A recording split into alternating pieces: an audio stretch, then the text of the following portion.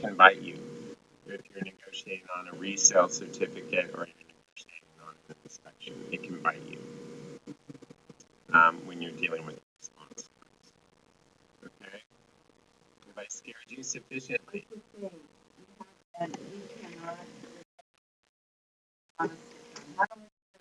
Yeah, there's never in my. I mean, I tell this to all my clients. There are no dumb questions in real estate, and I'm fine if I'm asked the question over and over until you understand it, because you need to understand it. So you're not dumb if you ask the question more than once, because I certainly asked a lot of questions when I started over and over. I'm still asking questions because real estate law, everything, it changes constantly. You know, I learned from you guys. Trust me. There's some agents who've been in the business longer than me. They've contradicted on some things I thought, and we look it up, and I'm like, I'm the first to say to them, "Oh wow, that's great! I know something new. You just showed me." Well, no.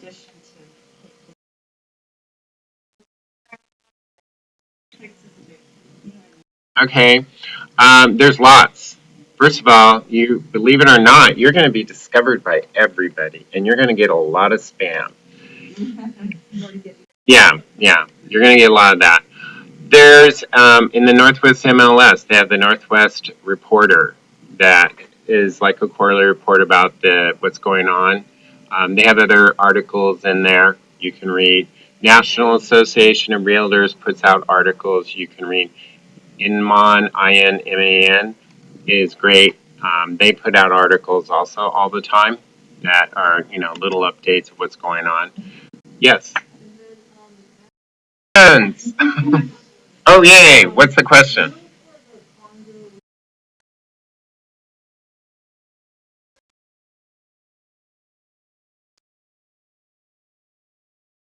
Oh, okay. I get it. Okay. Okay. Here's what I do. When you write up a purchase sale agreement on a condo, on page one, you get to the bottom and it'll say, it's like the last question almost. It'll say, what is the assessment per month, which you put your dues. And then after it says, how many months are you paying up front with the contract? And some agents, and when I started an agent, everyone said, oh, always write two, um, uh, without any explanation. Basically, we don't know if they need to pay 1 month up front, 2 months up front, or no months up front, because the only ones who are going to know that is the HOA. So I always put zero, unless the listing agent says, hey, their rules say that new members of the HOA have to pay 2 months up front. Now, if it says they're paying 2 months up front, you need to make sure your client understands that is not paying 2 months of HOA dues. That's meaning you're making a deposit that's probably all going to go in the reserve fund up front as becoming a member. But you're still going to owe your monthly, this is not part of your monthly dues. The problem is if you put 2 months in there and then the rules come in and the rules say, there's nothing in the rules that says you have to pay months up front, then it becomes kind of a quagmire because escrows may catch it, may not, but they're probably going to catch it, and they're going to come back and tell you, well, we just want to let you know they're not paying this money up front for reserve. So then you got to tell your client, hey, you literally paid 2 months of your HOA dues, so you need to know that. So if the HOA comes to you and says, where's your dues? You can say, well, actually, they paid you 2 months because you didn't put it in a reserve fund. So I always tell my client, we're going to put zero until we hear otherwise. But I want you to know, client, that when the escrow gets, because escrow will contact HOA right before closing, and they'll say, can you send over us exactly what it is you need from us at closing? And they'll say in there, here's our monthly dues, and they'll say it's so they can prorate out that month. And then they may say right then, oh, and we need 2 months. And then they're not surprised because then escrow will say, oh, you're going to have to bring 2 months in. Then you can say, well, remember we talked about this when we wrote the contract, that it might come back, and this association have these kinds of rules. Okay? Is that Well, it's just being really aware. Too much information is not a bad thing to your client.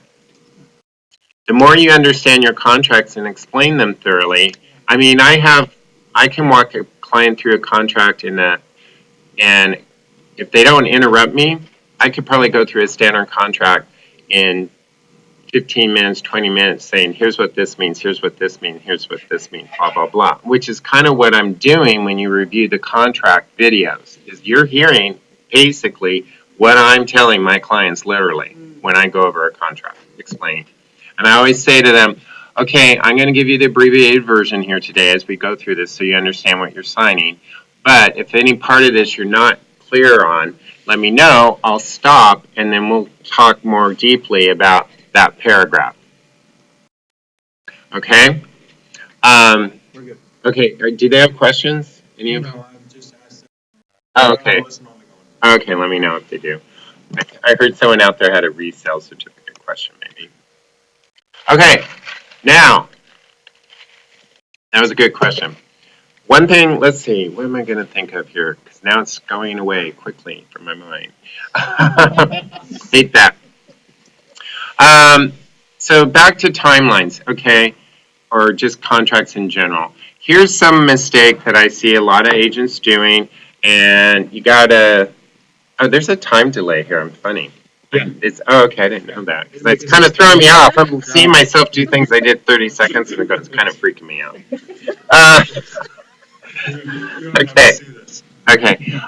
Anyway, when you are starting to work with your client and they give you a pre-approval and you're getting to know them and you're looking at, the pre-approval, get in the habit. Always ask your client, is any portion of your down payment a gift or contingent on selling stock or money coming from overseas? You want to know, because the top of page 1 of Form 21 and Form 28, top of page 2 will say purchase price. If you read in that little tiny paragraph, it says that you have to notify the seller if any portion of their down payment is contingent on, and it will give you examples. It'll say gift funds, stocks, anything. If that is, so basically you're saying to your client, I want to verify that your whole down payment, you already have the funds, they're in an account, and they're liquid. Because if they're not, and here's the common mistake, mom and dad are giving a lot of down payment money to children to get in homes now. So if they say they are gift funds, you need to use a 22EF, which is evidence of funds. And you'll check other, and you'll be putting in there that, the down payment is gift funds coming from the parents. That's all you have to do. And these are addendums. Yeah. And then your clients are protected. Because otherwise, this happens more often than you think. Parents suddenly decide, I don't like that house. I live back east. I think it's crap. I don't think you should pay that much. Or different cultures, they'll be in a different country and they'll suddenly get upset, and this has truly happened once. Not escrow, but lender just said, we need to see the accounts this is coming from to verify all of this is legitimate, and the parents just refused because they felt that in their country they would never have to do that, and they didn't understand it wasn't really a big deal, but they refused, and they just said, we're not giving you any gift funds now. The deal fell apart. They didn't have a down payment. Lender writes a letter saying we can't do this because, we don't have the funds.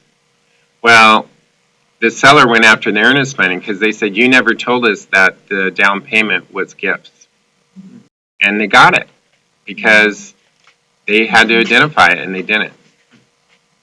So that's a little thing you want to be aware of. This is things to get to know your contracts and come to class and ask all the questions you want. Okay? Did someone have a question yet? You're supposed to be watching. Okay, what? So in this market right now, looking at an offer, Yeah. protect your clients and protect you. Okay. When is a reasonable time for a cash offer to close in this market? Well, first, let's touch two things. Let's talk about the funds and evidence of funds first. I have clients, or not clients, but I guess your clients, brokers who've come to me and they'll say, can you look at my contract? And they'll put in evidence of funds and say, we'll provide you evidence of funds in 2 days that we have cash after mutual acceptance. And I sit them down and I go, you will never get a contract signed. Because if you're a listing agent and someone says, we'll show you we have proof of funds 2 days after mutual, you're a fool to have your client sign that. Because now you've gone pending inspection or pending on the MLS, and 2 days later they come up with no proof because they really never had the funds, and now you go back active, and you just shot yourself in the foot with every person coming now to look at that house as, what's wrong? Something went wrong. That buyer left. What's wrong? So you would never sign a contract without proof. And proof in cash deals, you tell your client right up front, when they tell you they're going to buy cash, you say to them right then, okay, if you're going to buy cash, you need to send over to me copies of the accounts wherever this cash is sitting. Make sure there's no account number on it, but it has to have the name of the institution and has to have the name of the buyer on it, or the name of the seller who's gifting the money on it. That way, when you submit the offer, you submit those with it so they can add it all up and say, oh yeah, they definitely have the cash and it's readily available. Now, time to close on cash, they can close pretty fast. I've seen 7-day closes. I've seen rush 3-day closes. Because the whole thing is a cash deal, they just have to wire the money into escrow and they're ready to close. They don't have to buy title insurance for a lender. They can even choose, they don't even have to buy insurance on their home if they don't want to, like a lender requires, although that would be foolish. But they can close this very quickly. Normally in a cash deal, you will probably write in a multiple offer. We can close in 7 days, right, or 2 weeks. But when you send that over, I would say to the seller, we're flexible on the cash. If it's going to take your person 2 weeks to move out, or the seller just wants that whole month to pull their life together and get everything out, we can postpone it. But we're just letting you know we can close super fast if you want to. And you could say that verbally. Yeah, or just type when you submit your offer. Always when you submit an offer, you send an email with it, right? Don't be an agent who, my client just signed this on Athenasign, and now you just send them the link to Athenasign, and you say, here's our offer. That is foolish. You want to include a letter with your offer to the seller. You want to establish a relationship. Remember, this is a relationship business. You want to get along with all agents. Don't be an agent who gets on a phone, loses control, and screams at an agent, and then I get a call.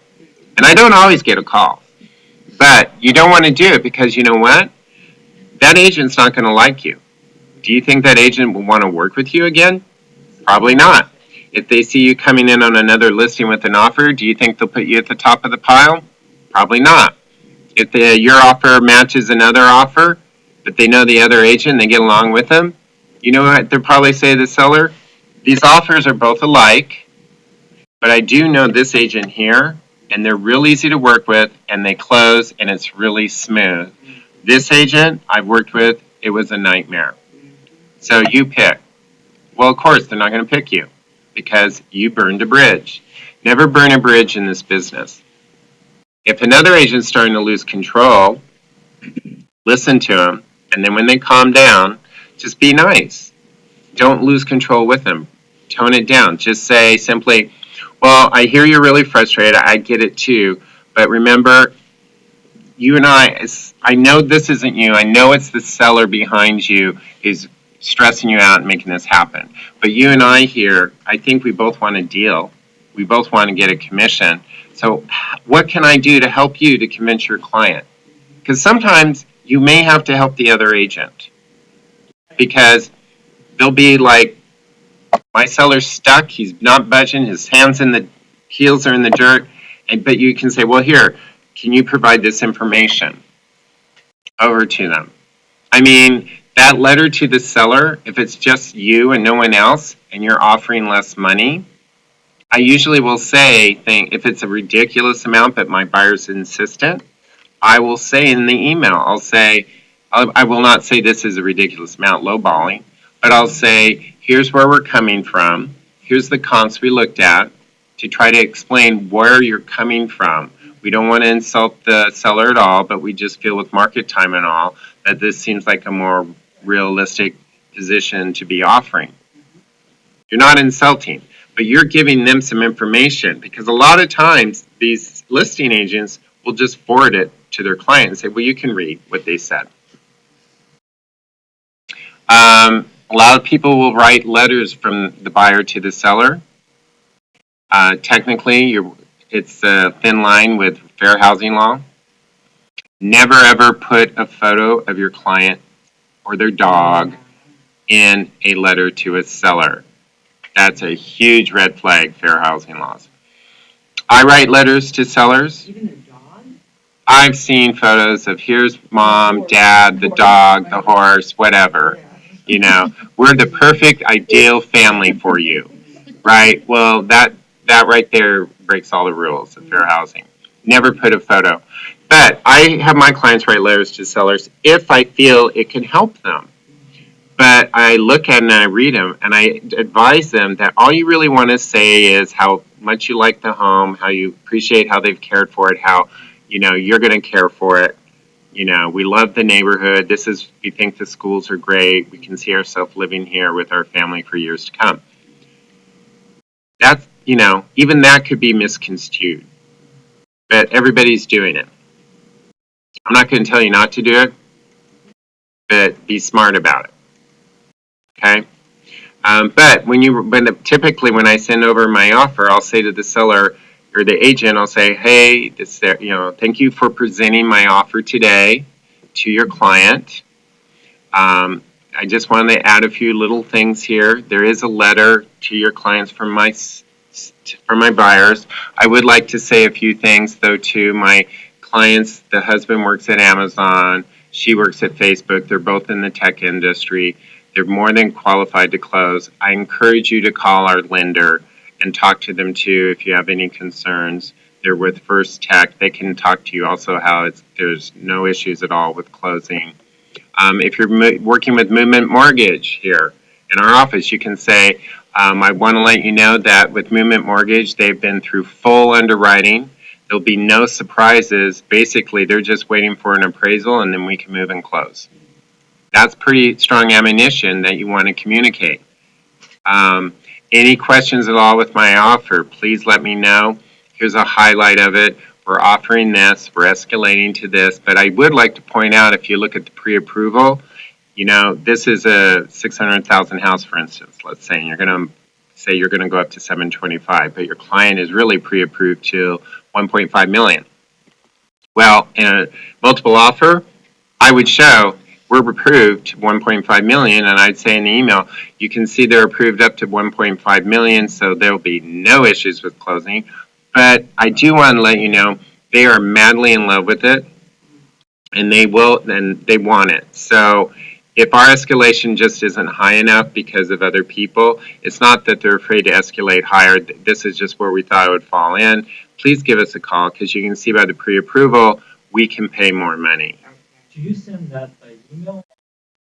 I never call any of this in. I put it in an email so they can read it.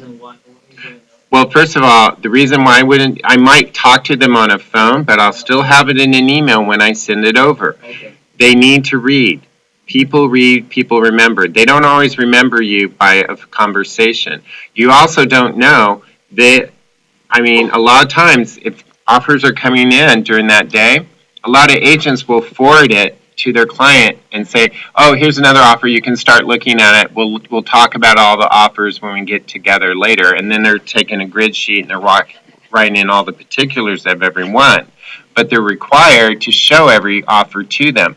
So they're going to show them that offer as they come in during the day. So that client will be reading your email. That client does not know the conversation you had with that agent, and you don't know if that agent's going to relay everything of your conversation to the client.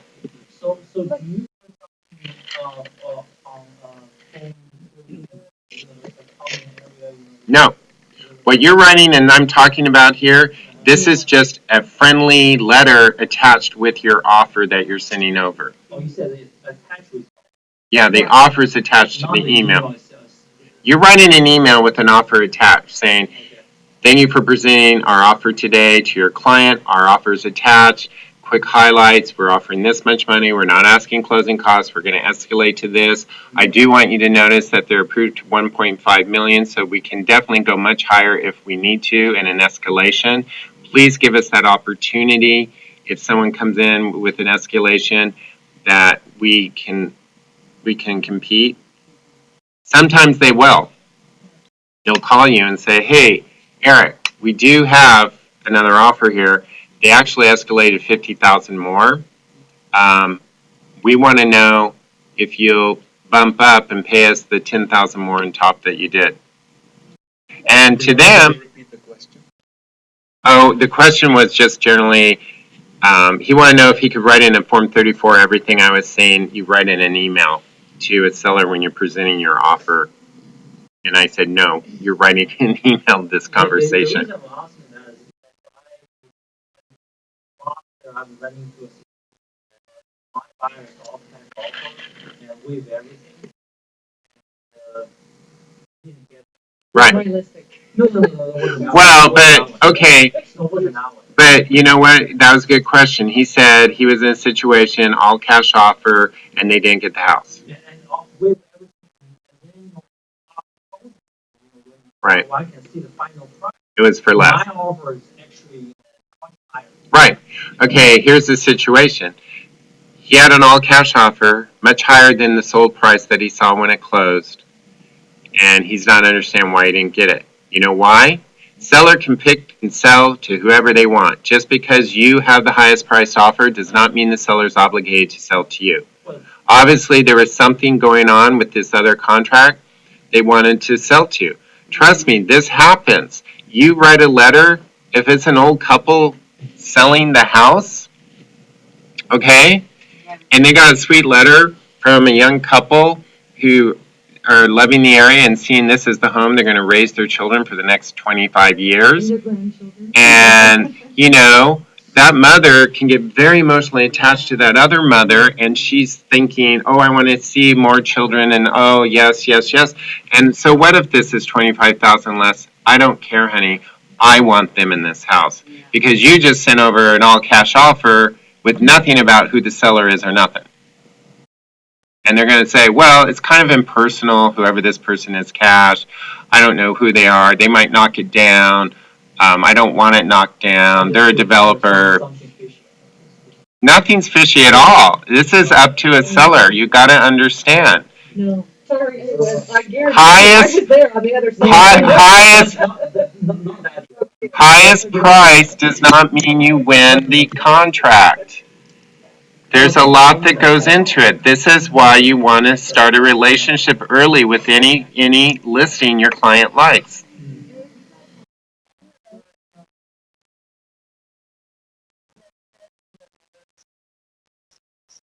Yeah. Yeah. Okay, the question is when you submit an offer, can you write in the email or disclose that they're pre-approved? Pre-approved for so-and-so amount. Yes, for so-and-so amount. Absolutely, because your pre-approval is always attached to the contract.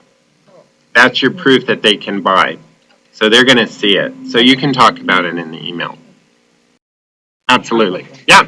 And will an email hold up? Between you and the listing agent? Or just, let's say, if it comes back. Oh, okay. The question is, will an email hold up in a court of law if there's issues down the road? Yeah. Okay, first thing I can tell you, when DOL contacts me and someone's filed a complaint, first thing they say is, so-and-so agent, you need to please answer all the questions to these allegations. We want to see your entire contract file, emails, text messages, everything. So, yeah. So whenever you're working in a contract, if ever you are negotiating something and it's touchy and you're sending emails back and forth because you're really being careful to always write in there, to the best of my knowledge, I think you should seek a lawyer's advice. Make PDFs of those emails. Make double sure you don't lose that email and then put it in your .loop file. Okay? Because if it's in your .loop file, it's there for 7 years with everything else.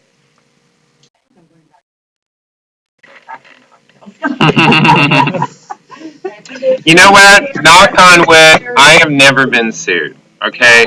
Agents go through this business never getting sued. How many years?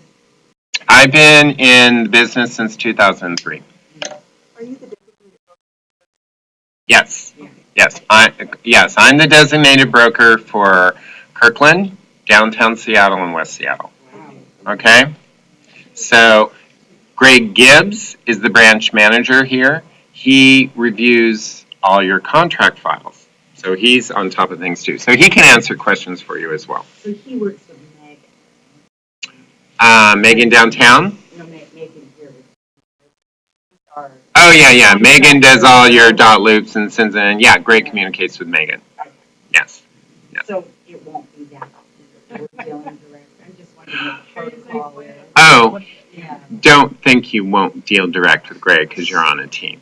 No, but I just mean, what's the protocol? The protocol always, okay, what's the protocol as to get advice or things like that you're asking? Yeah, just how the contract. Okay. If you're in a group, every group dynamic's going to be different. VIA group, VIA usually has her name on all contracts. That means VIA is, all the .loop files are in VIA's name. For tracking numbers for the team, she's chosen that direction. So she might have her name on it, and sometimes your name will be on it sometimes, I think, or you write it up. But whatever agreement you have between you and VIA, you get paid still when it closes.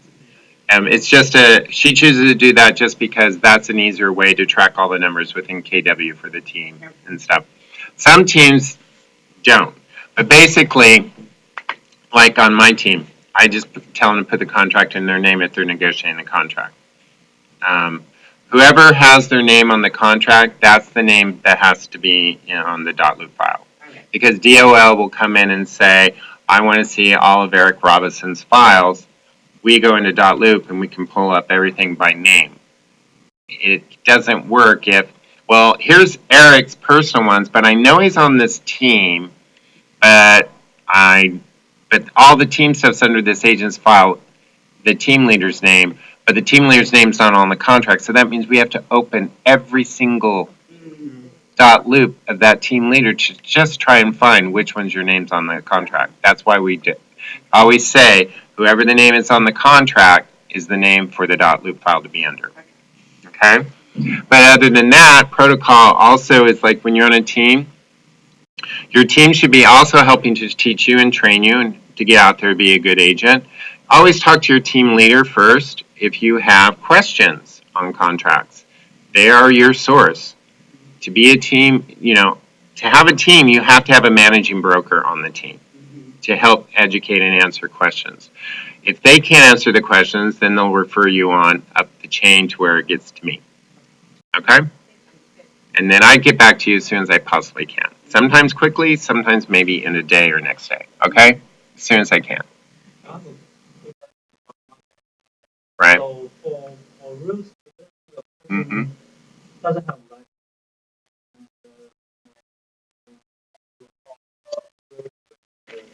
taking phone calls or maybe making phone calls. So what can do that? Okay. Question, please. Question is having people that are not licensed agents working with me. Okay, it's on my computer somewhere. Licensed agents, what they can and cannot do, and unlicensed agents. It's actually published with the DOL.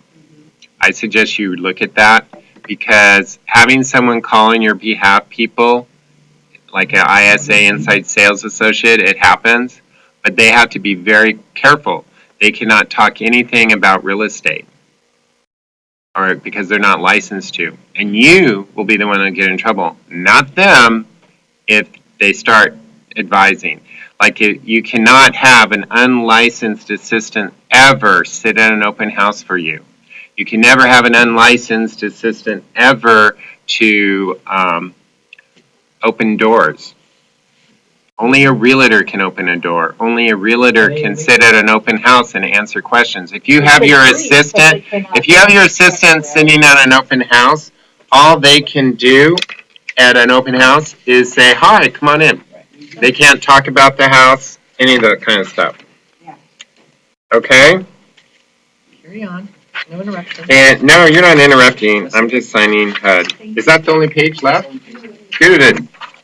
Good job. Figure out how to put all of our emails in a PDF. Are you going to be there? There is a way. Actually, I have a pre-log, but Okay, bye. Was there any other questions from people online? No. Did I answer you people out there well? yes, sir. Yeah, Okay. great. 5 people watch. Oh, great. My numbers are going up. Yeah.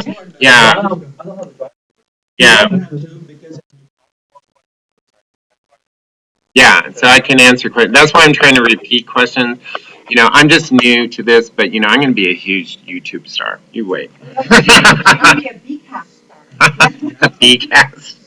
That's Okay. not going to be BCAS for broadcasting, but don't go look yet. Because Oh, okay. I'm interested, you know. All right.